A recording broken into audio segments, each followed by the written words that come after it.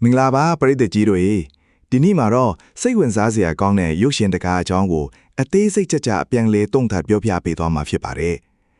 ်ဒီစကားလေးကတော့တတိရှိတဲ့ကောင်းမလေးမေဘယ်နဲ့သူ့ရဲ့တေရီဆန်သူငယ်ချင်းတွေဟာမြို့တော်နဲ့တဘာဝပတ်ဝန်းကျင်ကိုတိုက်တက်ဆိုတဲ့လူရောင်ဆောင်ဖားတဲ့ပိုးကောင်ဆိုရဲ့အန်ဒရေကနေဘလို့ကာကွယ်ခဲ့ကြလဲဆိုတာကိုစိတ်လှုပ်ရှားဖွယ်ရာရိုက်ကူးတင်ဆက်ထားတာဖြစ်ပါတယ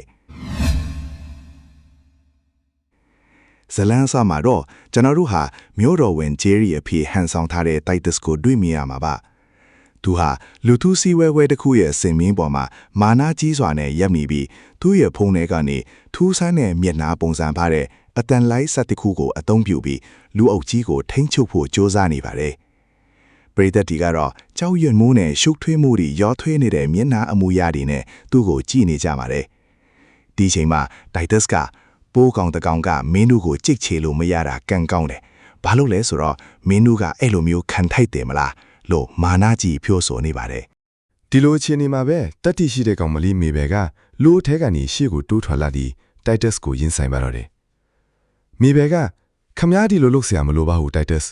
လို့ပြောလိုက်တဲ့အခါတိုက်တက်စ်ဟာအံအားတင်းပြီးမင်းကနာမည်ကိုဘလို့တိတာလဲလို့ပြန်မိပါတယ်မေဘယ်ဟာတီငင်းပြီးခိုင်မာတဲ့မျက်နှာအမူအရာနဲ့သူ့ကိုရင်ဆိုင်နေပါတယ်လျှို့ဝှက်ချက်ဖော်ထုတ်ခြင်းနဲ့တိုက်တက်စ်၏အကြံအစီမေဘယ်ကတိုက်တက်စ်ကိုအံအားတင်းစီမဲ့လျှို့ဝှက်ချက်တစ်ခုကိုဖော်ထုတ်လိုက်ပါတယ်ကြည့်ပါဦးခမားအမိကိုကျမမတော်တဆတတ်မိခဲ့လားအတွက်တောင်းပန်ပါတယ်လို့ပြောလိုက်တဲ့အခါတိုက်တက်စ်ဟာစကားပင်မပြောနိုင်အောင်ထိလန့်သွားပါတယ်မေဘယ်ရဲ့စကားတွေကသူ့ကိုနက်နက်ရှိုင်းရှိုင်းထိခိုက်သွားပုံရပါတယ်ဒီနောက်မှာတော့မေဘယ်ကလူသားတွေနဲ့တရိษံတွေငင်းချမ်းစွာအတူရင်တွင်းနေထိုင်ဖို့လှုံ့ဆော်တဲ့စကားတွေပြောပါတယ်တိုက်တက်စ်ဟာအစပိုင်းမှာစိတ်လှုပ်ရှားသွားပုံရပေမဲ့ရုတ်တရက်ရေမောလိုက်ပြီးကောင်းတဲ့စကားပြောတာပဲစိုးတာကတော့အထုံးမချဘူးလို့ပြောလိုက်ပါတယ်ဒီအချိန်မှာတိုက်တက်စ်ရဲ့လက်စားတက်တဲ့သဘောထားနဲ့သူ့ရဲ့စိုးရုပ်တဲ့ရည်ရွယ်ချက်တွေပေါ်လွင်လာပါတယ်သူဟာယူသွက်စွာရေမောပြီးသူ့ရဲ့အစီရင်ကိုအကောင့်ထဲပေါ်ဟုတ်ပြင်ဆင်ပါတော့တယ်မေဘယ်က plan B လို့អော်လိုက်တဲ့အခါမြို့တော်ဝန်ဂျယ်ရီအစင်မန်ကပါထစ်တာလဲလို့ရှုပ်ထွေးစွာမေးပါတယ်တိုက်တက်စ်ဟာအခြေအနေကိုပြန်လဲထိတ်ချုပ်ဖို့ကြိုးစားနေချိန်မှာတိတ်ဆန်တွေကလည်းဝင်ရောက်ကူညီကြပါတယ်တိုက်တက်စ်ကငါဖုန်းကိုပြန်ယူတာပဲလို့ပြောရင်သူ့ဖုန်းကိုပြန်ရဖို့ရုန်းကန်နေပါတယ်မေဘယ်ကလည်းသူ့ကိုတားဆီးဖို့အပြင်းထန်ကြိုးစားနေပါတယ်ဒီလိုယုံရင်ဆန်ခတ်တိုက်ကွက်အတင်မှာမေဘယ်ဟာတိုက်တက်စ်ရဲ့လူရောင်ဆောင်ထားတဲ့မျက်နှာဖုံးကိုဆွဲဖျဲလိုက်နိုင်ပြီးသူ့ရဲ့စိတ်ယုံနဲ့ပိုးကောင်းမျက်နှာအစစ်ပေါ်လာခဲ့ပါတယ်တိုက်တက်စ်ဟာသူ့ဖုံးကိုဖွင့်ဖို့ကြိုးစားပေမဲ့သူ့ရဲ့စိတ်ယုံမျက်နှာကိုဖုံးကမတ်မိခြင်းမရှိတာကြောင့်ဒေါသတကြီးနဲ့နိုးတိုက်တတဝါတွေငှက်တွေတွားတတဝါတွေဒီလိုအသုံးမကျတဲ့ကုန်းနေရင်နေတတဝါတွေအားလုံးကိုငါကြိတ်ဖစ်မယ်လို့အမုန်းတရားတွေနဲ့ဂျုံဝါပါတော့တယ်ဒီနောက်မှာတော့ကြီးမားတဲ့မီးလောင်မှုကြီးဖြစ်သွားပြီးတစ်တော်တွေမီးလောင်ကျွမ်းကမြို့တော်ပါအန်ဒီရဲ့ကြားရောက်ခဲ့ပါတယ်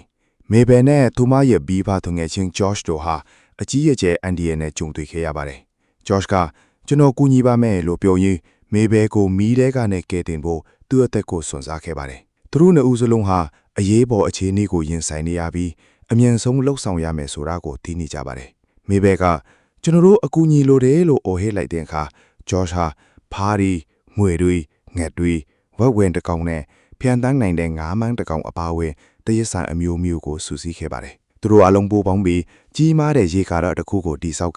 ရေအများအပြားကိုထုတ်လွှတ်ပြီးမီးကိုအောင်မြင်စွာငိမ့်သက်နိုင်ခဲ့ပါတယ်ဒီမြင်ကွင်းဟာမျော်လင့်ချက်နဲ့စီလုံးညီညွတ်မှုကိုပြသနေပါတယ်နောက်ဆုံးမှာတော့မြို့တော်ကိုကယ်တင်နိုင်ခဲ့ပေမဲ့တစ်တော်တွေကတော့ပျက်စီးသွားခဲ့ပါတယ်တိုက်တက်စ်ရဲ့လွှမ်းမိုးမှုကနေလွတ်မြောက်လာတဲ့ဂျယ်ရီအစစ်မန်ကတော့ကဲအားလုံးပဲဒီနေရာကိုပြန်လည်ပြုပြင်ကြရအောင်လို့ပြောရင်းပြန်လည်တိဆောက်ရေးလုပ်ငန်းတွေကိုကူညီခဲ့ပါတယ်မေဘယ်ကတော့ဒေါက်တာဆမ်နဲ့အတူလူတွေနဲ့တရဆန်နူမျိုးလုံးကိုကူညီမဲ့စီမံကိန်းတွေမှာဆက်လက်လုပ်ကိုင်ခဲ့ပါတယ်ပျက်စီးသွားတဲ့တစ်တော်တွေလည်းဖြည်းဖြည်းချင်းပြန်လည်ကောက်မွန်လာပြီးပြီးပါတွေလည်းပြန်ရောက်လာခဲ့ပါတယ်ဇက်ကအဆုံးမှာတော့မေဘယ်နဲ့ဂျော့ချ်တို့ဟာပြန်လည်ကောင်းမွန်လာတဲ့ဘီဘာတွင်ကလီမှာအတူတူအချိန်ဖြုံးနေကြပါတယ်ဂျော့ချ်ကဖုန်းတစ်လုံးကိုသုံးပြီးမေဘယ်နဲ့ဆက်သွယ်နေတာကိုတွေ့ရပါတယ်သူတို့နှစ်ဦးရဲ့ခိုင်မာတဲ့ချစ်ကြည်ရေးနဲ့ပျော်ရွှင်မှုတွေပေါ်လွင်နေပါတယ်နောက်ဆုံးမှာတော့မျက်နှာဖုံးဆွထားတဲ့စကောင်းတစ်ခုကငါကလူသားပဲရင်ပဲလို့ပြောရင်းရဲစရာကောင်းတဲ့မြင်ကွင်းတစ်ခုကိုပြသပါတယ်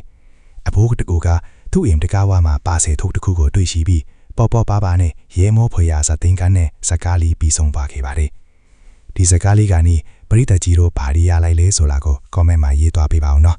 နောက်ထပ်စိတ်ဝင်စားစရာကောင်းတဲ့ရုပ်ရှင်ပြန်လည်သုံးသပ်ချက်တွေနဲ့ပြန်လာခဲ့ပါမယ်ကျေးဇူးတင်ပါတယ်ကျွန်တော်တို့ရဲ့မြန်မာ movie recap channel ကိုလည်း like and subscribe လုပ်ဖို့လည်းမမေ့နဲ့နော်